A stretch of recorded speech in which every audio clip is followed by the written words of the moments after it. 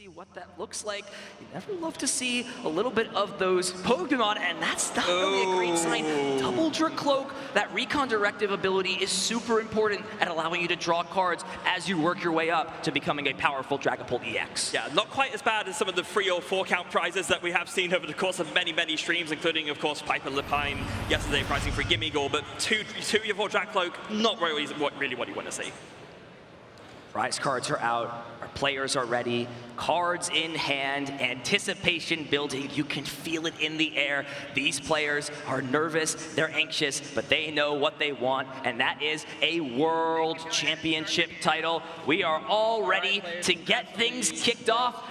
Here comes the handshake, and with this, we will be seeing the start of our Juniors Finals. Let's get right into it. Our first TCG Finals match here in Anaheim 2025. Our first match indeed, and our first turn of play. The first move done, a teal dance onto this teal mask Ogerpon. One more card drawn. Oh, it finds that single prize Raging Bolt. What a great draw of that teal dance. Absolutely important draw. Getting that baby Raging Bolt down with an attachment threatens probably your most important attack on the second turn of the game, that Thunderburst Storm. It does 30 damage for each energy card attached to this Raging Bolt to any one of your opponent's Pokemon. Normally, you can only attack the active Pokemon in the Pokemon TCG, the Raging Bolt, and its long neck able to reach over the opponent's bench and pick another Pokemon to a time pleasure too. And we're actually going to see Yuya hold this Ultra Ball in hand and choose not to grab something like the Fan Rotom, such a key powerful piece. We can see sometimes when you don't use that Fan Call ability, your board can really struggle down the end. It can, but in this specific situation, given that Yuya already had 2 Hoot in hand, I like this a lot. Something that the Dragapult player can do to kind of capitalize on the Raging Bolt player's board is to do a little snipe on a 70 HP Fan Rotom. So if you have 2 Hoot down without that, why put down the Fan Rotom? Jose, solid start, gets down that second Dreepy, the attachment for turn, Air Balloon onto the active Dreepy, allowing it to potentially retreat into a different Pokemon as both players shuffle their hands, put them to the bottom, draw 6 cards, but wow, this hand really not looking too solid here for Jose. Ooh. He's just gonna want to preserve this Dreepy, retreats for turn into Monkey Dory, no Itchy Pollen, so as things stand right now for Yuya, is gonna have full reign to the various tools at disposal, and already has the Crispin in hand, allowing Yuya to search out 2 different types of basic energy, attach one to one of his Pokemon, put the other one in his hand, meaning that there can be essentially an extra energy accelerated, and with there being 3 energy on that baby Raging Bolt, Thunderburst Storm can target either of those Dreepies and start to put immediate pressure on Jose's side. About as good an INO as you could have asked for. Straight away with the Crispin, there's other things ready to go in hand as well. I saw the Latias EX, so you can put that down, and of course, with its Skyline ability, you can retreat that Teal Mask Ogerpon for free and conserve the energy on it for a later Bellowing Thunder. Super strong draw from this INO that Jose played for Yuya. So we'll use the attachment effect from the deck to the Raging Bolt. Grass energy goes into the hand. We'll just be straight up attached, and Yuya just wants to preserve and keep these bench spots open as long as possible. Does not want to fill the bench up with things like the Latias, understands what he wants to do, no hesitation. Thunderburst Storm as Yuya Okita strikes first in game number 1. Oh, and a big top deck for Jose as Jose draws a Professor's Research. That hand was looking pretty dead otherwise, so gonna be pretty happy about that. Double Night Stretcher can get back one of those Dreepy and an energy for good measure, so you can attach that onto the Monkey Dory for retreat, and then Professor's Research, really bailing out Jose here. You want to power up these Dracloaks on the bench, but Jose understands you may need some disruptive pressure with something like the Budew for an item block this turn. We'll see 7 fresh cards on the top of the deck, and the last card is that Budew. So Itchy Pollen can be the attack of choice. However, there I don't think was any Dracloak found into this hand. Oh no! Meaning that Dragapult EX is not even going to be able to come out next turn, would have to rely on something else, and this is the best that Jose can do at this spot. Play the counter catcher since he is behind on prize cards, bring up his Hoot to try and stall, and use the Itchy Pollen, shutting off item cards for Yuya on this turn. Yeah, and of course, normally that would be pretty devastating, but we know that Yuya already has that Latias EX in hand. Yeah, sure, you want to preserve bench spots generally speaking, but if you could just retreat into this Raging Bolt, Thunderburst Storm again, and start picking off more and more Dreepy, I think you're feeling pretty fine. Yeah, so sort of getting rewarded for holding that Latias EX. Of course, if that Pokemon is down, there's no point in playing the counter catcher. Holding it and preserving it, allowing Jose to essentially burn a powerful resource later on, using the Teal Dance, and is just continuing to wreak havoc on the Dreepies over on Jose's side, taking another prize card. Thunderburst storming his way to his second prize card of the game, as Jose is left with a really tricky hand to work with. Was that a Dracloak drawn for turn, maybe? No, it wasn't even. It's tough because no matter what, you're not able to deal with this baby Raging Bolt. You can commit energies, you can put Dracloak into play, but it is immediately going to be knocked out no matter what you can do this turn because it's already got all the energies and no Pokemon can be trapped, like you said, thanks to that Skyliner ability. Yeah, and there is, of note in Jose's list, there is one singular copy of Rare Candy. If you can find the Rare Candy and the Dragapult, that could be one way to get the Dragapult into play. And if you can find that Neo Upper Energy, that would be the one way you could do a Phantom Dive this turn. But from the looks of Jose's hands, I don't think that he found it. Jose has not even had the opportunity to search the deck yet. We're oh my goodness. at turn 4 at this point, and nothing has essentially happened in terms of allowing Jose to find pieces. We'll have the Buddy Buddy Poffin, one of the staple item cards in many evolution decks, allowing you to search your deck for 2 basic Pokemon with 70 HP or less. The big thing to note, though, there's a Dreepy in the prize cards, a Dreepy in the discard pile, and a Dreepy on the bench. So this Buddy Buddy Poffin can only grab a single Dreepy. And this baby Raging Bolt already having a guaranteed lineup on one of these Dreepy means there will only be that last one remaining as a potential attacking threat. Your Dragapult EX deck will do nothing if you, shocker, can't attack with the Dragapult EX itself. Yeah, and given all of that, Jose's shaking his head, and who can blame him? Such a rough start in this game. This one singular Raging Bolt is just wreaking havoc on your board, and there's nothing you can do. See if Duskull is a potential choice. You know, that Curse Blast ability, a lot stronger in the game when, you know, the prize race is a little bit more even, but with a guaranteed another prize being taken and Yuya having taken 3 of the 6 prize cards come next turn, he's got to sort of debate what the rest of his board is going to look like this turn. Do you just grab the single Dreepy and maybe lean into something like a Phantom Dive later on in the game? We talked about some of the cool inclusions that are in the deck list here for Jose, but one of the big omissions from this deck list is it plays no copies of that Blood Moon Ursaluna EX, which can be an easy way to close things out at the end of the game and attack with an energy-efficient Pokemon. Yeah, absolutely. It's been a near staple in so many different archetypes with its Blood Moon attack and the ability for every prize card that your opponent takes, the Blood Moon Ursaluna EX attacks for 1 less energy, but so in the late stage of the game, absolutely 1 energy attack for 240 damage, very effective. Not an option available to Jose, though, unfortunately for him. It will be the Duskull and Dreepy, the 2 choices from the Buddy Buddy Poffin. And there is an energy attachment, but you kind of have to wonder, is it even worth attaching it to Dreepy if your opponent's going to want to knock one of them out anyways? They're just going to choose the one that has the energy, and because of that, it looks like we're actually going to see, is that a Psychic Energy? Wow, Psychic Energy being put on the Monkey Dory. We may see some Mind Bend action as a desperation attempt from Jose with how poorly things are going in this Game 1. No, who could really blame him at this point? So it really is on Yuya here just to keep capitalizing and actually just going to attach to the active and Thunderburst Storm for 120, dealing with the Monkey Dory before it even can do anything. Wants nothing to do with any attacking options outside of Buddy Buddy Poffin. Or Buddy Buddy, Itchy Pollen. There's Poffins and Pollens, and it's a little bit confusing here on Sunday. A little bit disorienting. No monkey business around here, even. Absolutely, just wants to make sure any of these basic or Stage 1 Pokemon can be knocked out with a Thunderburst Storm. And sure, Brock Scouting can find this Dracloak from the deck, but it will just essentially be knocked out as the choice from Thunderburst Storm the next turn. And Yuya, with us being, just over 10 or so minutes left gone in this finals, is already 2 prize cards away from closing out game number 1.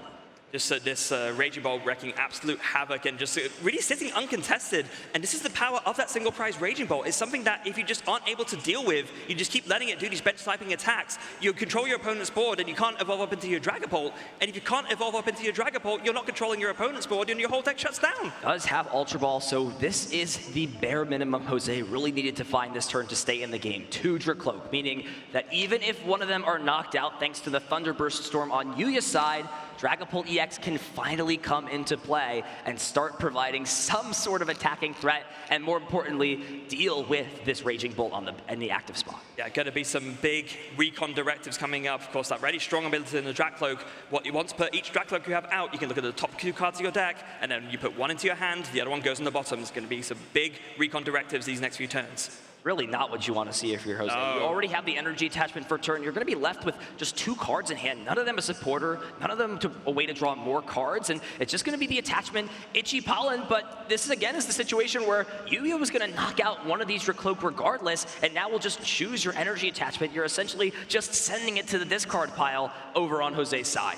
I think it's important to say, Yuya's basically done almost nothing this game. Like, what's Yuya done? Put a bunch of energy onto this Raging Bolt, announce Thunderburst Storm free now 4 times, and taken 4 knockouts. Even if Jose can mount a comeback, and let's not forget, Dragapult, like Gardevoir, is one of those decks that can make use of a lot of comeback cards to try and mount a really, really big comeback. We've seen loads over our time casting all of these games, but even this situation, I mean, the fact that you haven't even got a Dragapult down when your opponent only has 2 prize cards left to take, I am not liking Jose's odds here. Sometimes the simplest strategies are the ones that are most successful. We may see 6 Thunderburst Storms take this game. That's Thunderburst Storm number 4, taking a knockout on the Dracloak. And while Jose does have the opportunity to put Dragapult EX in, Yuya can just take another prize card next turn. There may be a position where we may not see Phantom Dive announced at all during this game. Needs to find something, and does find 2 supporter cards to choose from, that Hilda and the Iono. What effect could either of those have in this situation here, Freya? So Jose's going to make a very critical decision here. Jose needs to decide, because that Hilda will grab you both the pieces you need, the Neo Upper Energy and the Dragapult. But the Iono is going to disrupt your opponent, and that'd be one of the only things you can do to stop your opponent from finalizing the game by taking the last few knockouts. It's a very tricky decision. Actually, didn't I see, what did Jose take out of the 2? Is the Hilda, okay. So prioritizing getting a Phantom Dive online. If you're not using that attack, you are not winning. Plain and simple, this is the bread and butter strategy of the deck. Is now just considering if it's worth putting another Duskull in play. It is not, and here we go. Combination City, Dragapult EX and the Neo Upper Energy, the Pokemon and energy card chosen from this. We're gonna see the Phantom Dive. This Raging Bolt will finally be answered, but you just got 2 Grass Energy on the bench with this Ogre Pawn, has built up a large hand size just from draw passing over several turns and using that Teal Dance. Just needs to find 5 energy cards to discard with a Bellowing Thunder, and Yuya will close out this first game. Yeah, so here it is. Phantom Dive is going to take a double knockout, so that's going to be 2 prizes for Jose. Does Yuya have the pieces to put together this KO on the Dragapult to take game 1? I see a Dual Seeker! I think it's already in the hand. This can grab Nest Ball and a Professor Sada's Vitality, and if there's another ancient Pokemon in the hand... Which there is, because the Koraidon's already there! That's correct. All that would be missing now is just a basic energy, and Yuya already has the Professor Sada, so it's going to play this out, and it looks like all the pieces are there. Nest Ball grabs the Raging Bolt EX, a second ancient Pokemon hits the board, Earthen Vessel is going to grab these 2 energy cards, and we are going to be showcased how easy this deck can just flood the board with energies and set up a Bellowing Thunder. Yeah, so Earthen Vessel grabs the grass and the fighting, can go ahead and Teal Dance with that grass energy to draw an extra card and to get an extra energy onto the board, and you've got to imagine the Professor Sada's Vitality, there it is, it's already in hand. Yuya has everything, all the pieces to put together to take this game 1, and we are going to be moving very swiftly on to game 2. Very, very much so. Multiple options as long as there's a Lightning Energy in the hand. Oh, wait, no! Yuya misattached the energies, and I think may have gotten rid of the energy switch from the hand. Did get rid of the energy switch, just needed to attach the Lightning Energy, but instead, that small mistake all of a sudden throws everything out of place. Is now going to have to use Flip the Script to try and bail himself out of that small mistake, which could cost him a fortune. With all the nerves on the most important stage of all, just a small mistake, but it could turn into a huge blunder that could give Jose a chance to come back in this game. So yeah, it's going to come down to this Flip the Script to try and find this Lightning Energy. There are still plenty of options in the deck. We'll see the Teal Dance be used first, so it can draw 4 cards to the deck. 1 card off the top. It is another Teal Mask Ogre Pawn, and here we go. Big 3 cards. Flip the Script. Lightning Energy is the key to win this game. Does not find it, but we do have another Grass Energy in hand. If there's something like an Area 0 Under Depths potentially, that could extend the bench to 8 Pokemon to open up another spot, but I actually don't know if that's quite there. We'll get to take a peek at the deck with Ultra Ball. It's just going to go ahead and start thinning. Grabs this Ditto, that transformative start, not important in this game. And yeah, just that small misstep from Yuya is going to make what was an easy situation, a locked-up game, a little bit more complicated, especially if he cannot find this KO here. I feel like the latest victim of commentator's curse with that one. I'm not going to lie. Goodness me. Just the slight misattach with the energy turned a guaranteed win into... I mean, I think Yuya's still in a pretty good position to take this, but could have guaranteed the win just then and there. We'll go ahead and use the Prime Catcher with that Koraidon to at least take out this Dust Skull. I like this as a backup.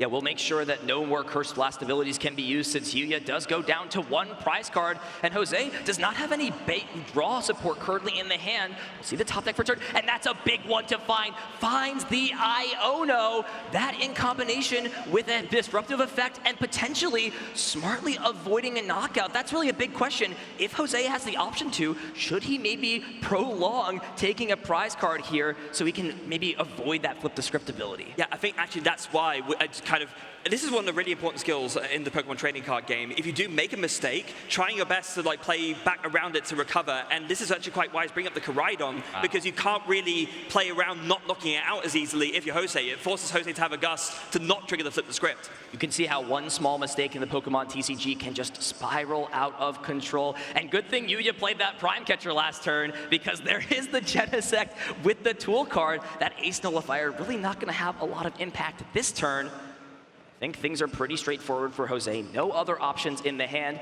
Jamming Tower already in play. That can't be played down, and it will be a Phantom Dive. Jose can put himself to 3 prize cards left, and by putting damage counters onto the benched Noctowl in this spot, actually No is purposefully going to avoid taking prize cards. We'll see what Yuya has. Just needs to find a Lightning Energy. Does not have access to that, and because this bench is full, Yuya now has to make another decision. Do you promote this Teal Mask Ogerpon and attack with it, use that Myriad Leaf Shower to set up a 2-hit KO?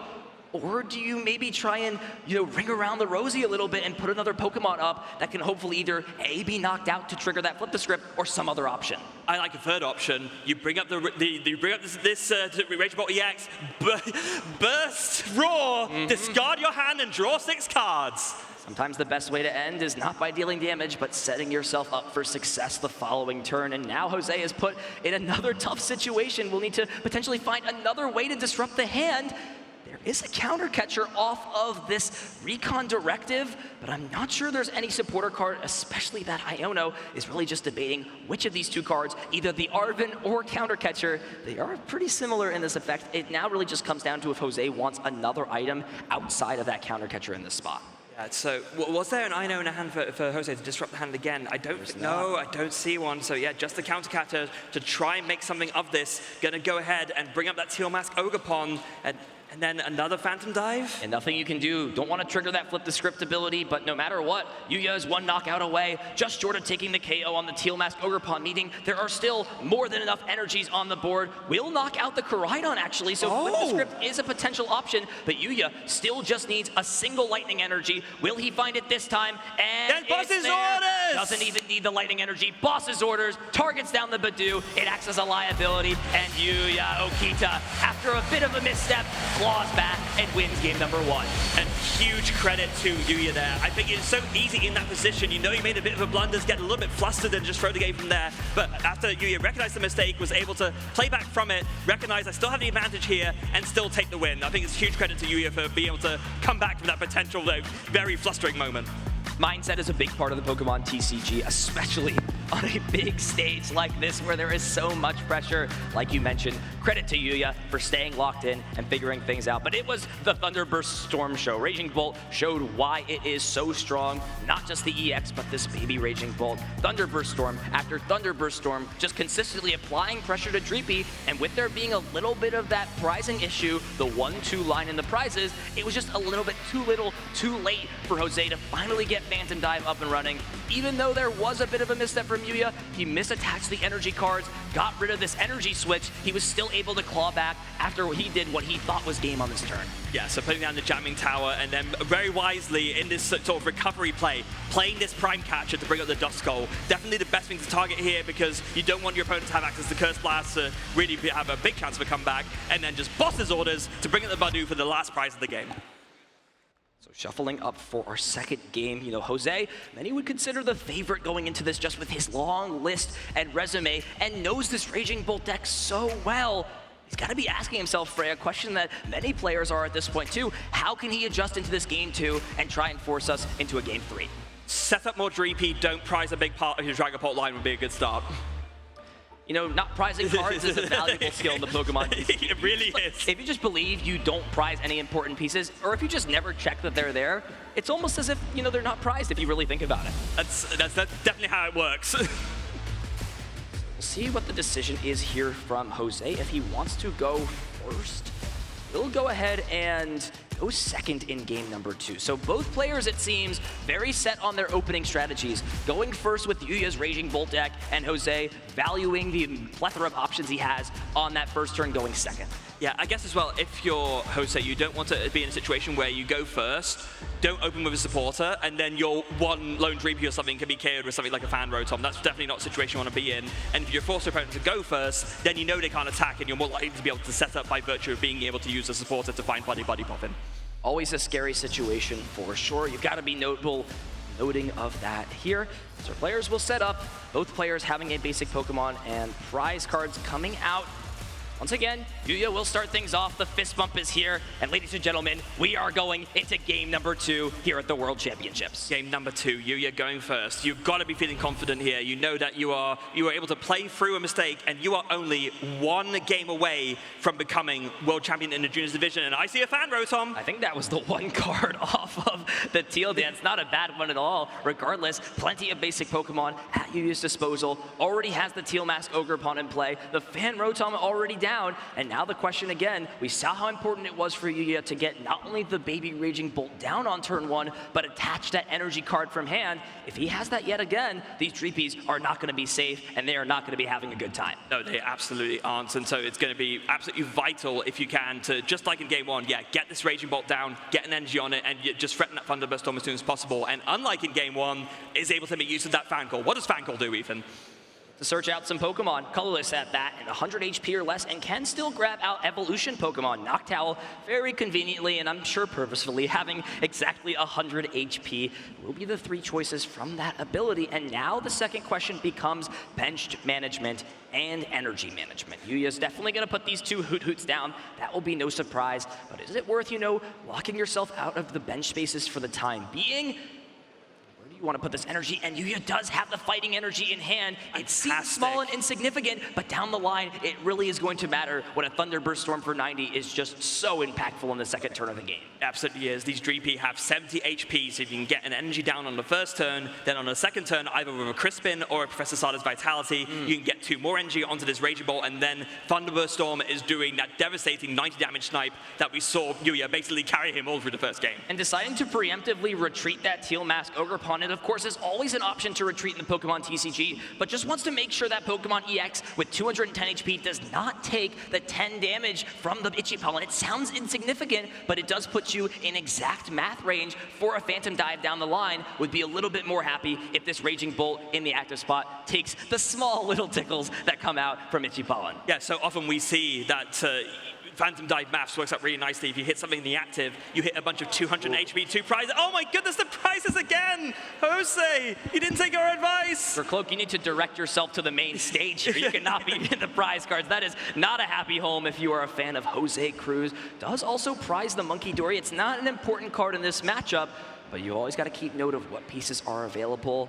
They are still manageable. A lot of the times, like you said, that one copy of Rare Candy, just getting Dragapult EX into play and not having to worry about the long and treacherous path of normal, regular evolution when you're facing down constant pressure from Thunderburst Storm could be the main piece Jose was missing in that first game to get himself back in game number 2.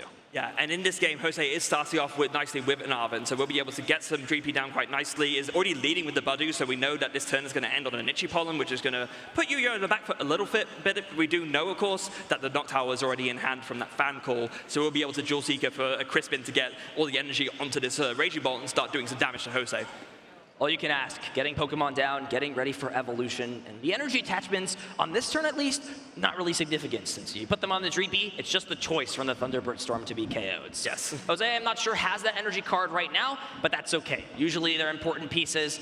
put it to aside for now. Number one fact, getting these Pokemon down, ready to put into play, and did have the Brock Scouting in hand too, but smartly choosing to play the Arven this turn, since finding Dracloak could be a valuable option on the following turn. Yeah, absolutely could. You want to make sure you have the option to find that. And of course, now Jose will be looking through the deck, unlike in game one, able to look through the deck a lot earlier, and we'll realize, oh, the 2 Dracloak again? Are you kidding me? I need you in my deck, not in the prize cards. But I do need you to make a decision. So Jose taking a decent amount of time is nicely told by the judge that we'll need to select a card. You don't have all day in the Pokemon TCG. Come on, Jose. We got plenty of matches to showcase here. We got to pick things up. Respectfully, of course, will be the Air Balloon as well for the item card, or rather the tool card of choice. Poffin gets played. Double Dreepy comes down, and sure, you're going to item lock your opponent. And interestingly enough, Jose is actually going to also get Duskull down. Okay. Ultra Ball is always a key piece to grab evolution Pokemon, but just values potentially getting that up and running some point in the future. Yeah, just going to go ahead and get that now. I mean, we did see in the first game, Yuya targeted down that Duskull, knowing that some combo turns with Dusknoir can be absolutely devastating. But in the meantime, Itchy Pollen, that small little Budu that could, preventing Yuya from playing items on his next turn. How does Yuya respond? Jewel Seeker, the prime ability choice for Yuya. Just going to make sure he checks how many cards are in the hand. Of course, both players want to make sure they have track of all resources available, how many cards you work with are a big option, and it's actually going to be Yuya going for the Professor Sada and finds the Lightning Energy off the top 3. Are you kidding me here? What a draw from Yuya. Yeah, I guess it was already guaranteed because the Noctowl was in hand, so you could go ahead and search for the Earthen Vessel. Oh no, you can't, of course, because of the Buddy Void. That's huge. That's why you go for, I mean, do you know the Crispin? Oh, the Crispin's prized. And he plays 1, that's why he had to go for that risk. Only 1 Crispin in the deck. Yuya taking note off of that fan call on turn 1. That piece was not available. You gotta risk it sometimes in the Pokemon TCG, and this is the best match for you to find those pieces you need. Hits one of those 3 Lightning Energy in the deck off of the Professor Sada, and now Dracloak are no longer safe in play. Thunderburst Storm again striking, and with how Jose has again been drawing to the deck, it seems like we're seeing yet another repeat of this first game. The Dreepies and Dracloaks slowly come down, but that's all they do. They sit there and draw cards and are prime targets for Thunderburst Storm turn after turn. Maybe the biggest Lightning Energy draw of Yuya's life off there with the Crispin prize, able to find it and start putting this pressure on, and now Jose is once again, even with leading with that Itchy Pollen, it's very much on the back foot. Going to go ahead and use that Buddy Poffin, can get some more Dreepy down from that, maybe a second Duskull if he feels like that might be the best move to make. Nope, just going to go for the 4th Dreepy. I would really like to see Jose attach his energy for turn to a Dreepy instead of a Dracloak. Yes. At that point, your opponent's then got to make a decision. Do I either take out your easiest access to put Dragapult EX into play next turn, or do I do something else? But yet again here, Jose crucially missing an energy attachment. That's going to make it even harder, especially with the pressure Thunderburst Storm is putting on. And Yuya doesn't even need to do anything. He knows what he wants. His eye is on the prize. Draw for turn, attack.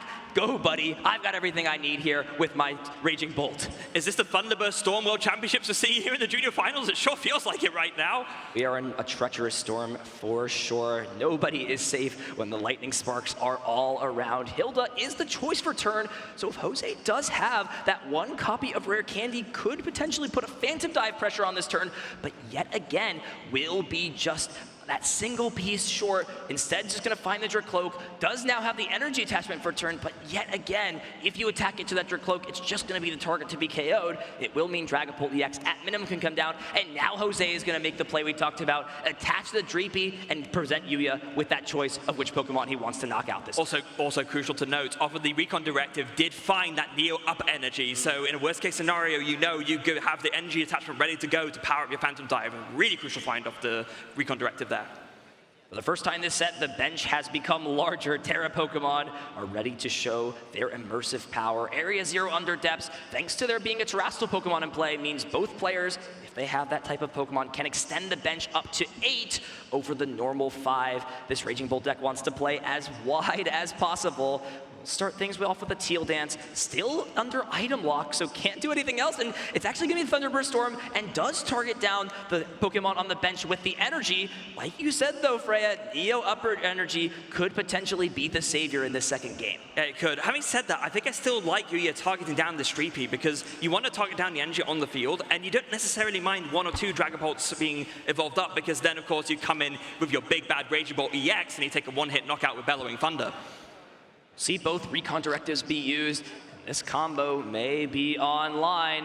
We've got the Air Balloon and the Genesect are in the hand, so if Jose chooses to, could bench that Genesect and attach the tool card, thus shutting Yuya down from playing Prime Catcher at any point during the rest of the game. We'll see the evolution, Neo Upper Energy, and now the choice becomes, where do you put this damage counters thanks to that Hulucha's flying entry ability will be on those two Pokemon, and instead is actually going to omit from playing this Genesect, discarding it off Professor's Research, so not valuing that as a bench slot, wants to keep it open for something else. Yeah, which I think makes a lot of sense in this situation, and also gotta love the placement on the flying entry. Put one on that Teal Mask Ogerpon so that it's more vulnerable to a Phantom Dive later, and then one on the Hoot Hoot so that Phantom Dive can also do residual damage on the bench to KO that too.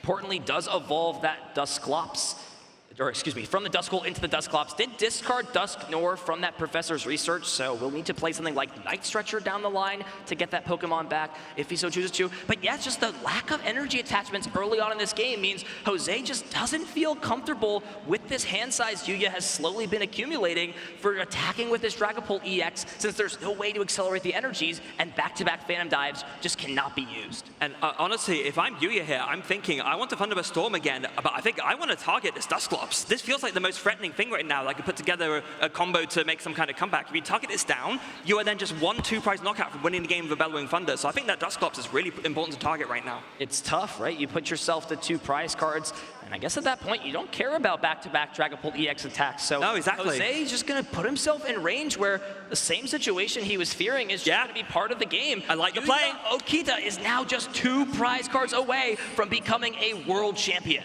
Targeted down at Dusclops, preventing any Curse Blast shenanigans from happening. So now, with just 1 knockout on a Dragapult EX, Yuya will become the world champion. But it's not over yet. Jose is going to be fight tooth and nail to come back in this game 2 and try and take us through a game 3. Let's see what he has. Plenty of Pokemon left in this game. Never count Dragapult EX out. It has made comebacks more far-fetched than this. Jose already has the Dragapult EX powered up. Phantom Dive is online thanks to that Neo Upper Energy. The one piece that is missing right now is something like Iono.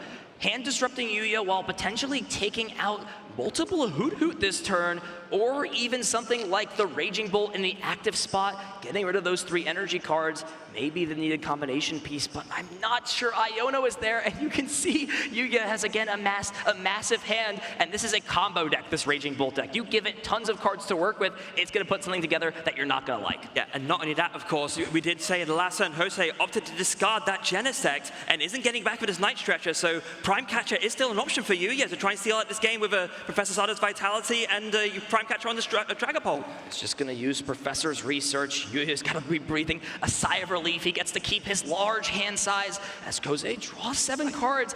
No counter catcher, no way to gust around this Pokemon. But you gotta really feel like taking out the energies from play, denying the large damage essentially guaranteed next turn from a Bellowing Thunder is gonna potentially be an option. And no, it's just gonna pass the turn over using the Itchy Pollen to shut items off again. If Yuya can find a Lightning Energy card under this item block, then Boss's Orders could take a KO on this final Pokemon. Let's see if Yuya has the pieces. Is gonna search through the deck with this Jewel Seeker, see what is available. And it looks like without having the Lightning Energy here and being under item lock, just wants to preemptively grab some pieces. That Crispin was taking off the prize cards, which means he can just flood the board with even more energy, preparing for any option or any play Jose throws at him. Yeah, I don't think Yuya is going to be able to have game this turn, but he can essentially put himself in a position where he's checkmating on Jose the next turn. And so I think very wisely here, Yuya not being greedy about it, thinking, you know what, I'm so far ahead of here, let's not get ahead of ourselves, let's just set up my board well so I know on the next turn I can close out this game and become the world champion. Will be the Lightning and Grass Energy. We'll see the Lightning Energy most likely attached from the deck to the Raging Bolt, and then the Grass Energy is going to be put in the hand. Means multiple energies can come down. No Teal Dance abilities have been used yet. That could draw some extra cards. Here it is. Attachment from the deck. Grass Energy to hand. Splitting the energy smartly between these Teal Mask Ogerpon to make sure they're preserved as well as possible. Yuya can take a knockout on something like the Hawlucha yet again with this Thunderburst Storm and put himself one prize card away. And interestingly enough, going to discard his own stadium to bump his bench down to 5 and get rid of that Noctowl, which could be a liability down the line. Gonna knock out the Budew, and now just one prize card away from becoming our first TCG World Champion. So now we know that Jose has the INO in hand, so it is all gonna come down to this. You play the INO, and do you stop Yuya from finding the pieces to take this last prize card and win the game? It's just so tough because there's already 4 energy on the board outside of this active Pokemon. So if you knock out this active Raging Bolt, all Yuya needs is an energy of any type, whether it's through a supporter card, an attachment from hand. It does not matter, but this is what you can do. There's no Pheasantipity in play, just the one Hoot-Hoot. Big one card here for Yuya, as Jose will disrupt. It's a lightning energy! If that's true, that would spell disaster here for Jose. Not done with the turn yet. Is going to do everything he can here in this second game. He's going to do everything he can. I guess maybe thinking if you can take out as many energy as possible, as many energy as possible from Yuya's side of the board, but I don't think you do a residual knockout onto this Raging Bolt. So you're going to take out the energy here. That's going to be it. Yuya, I think making sure everything is done correctly, is actually instead going to potentially use something like the Jet Headbutt to play around the KO. Yeah, okay. Potentially an option. It looks like we're just figuring out the Phantom Dive damage here. So here we go. We're going to see the Phantom Dive, or excuse me, here we go. Yeah, Phantom Dive's being used. This Raging Bolt is being knocked out in the active spot, and if Yuya has an energy card, this game is all over. Raging Bolt charges him. There it is! Lightning energy in the hand. Yuya Okita takes the game and becomes your Juniors Division 2025 World Champion! Huge congratulations to Yuya, our first champion for the trading card game here in the arena. Doing it in stunning fashion. A Thunderburst Storm has descended here in Anaheim, and it has crowned Yuya as our first champion. Put on an excellent display, showcasing how strong Raging Bolt can be when it gets the pieces set up, and Thunderburst Storm puts on work. There was a no Dream Zone today. We will see our first champion on Championship Sunday, Yuya Okita.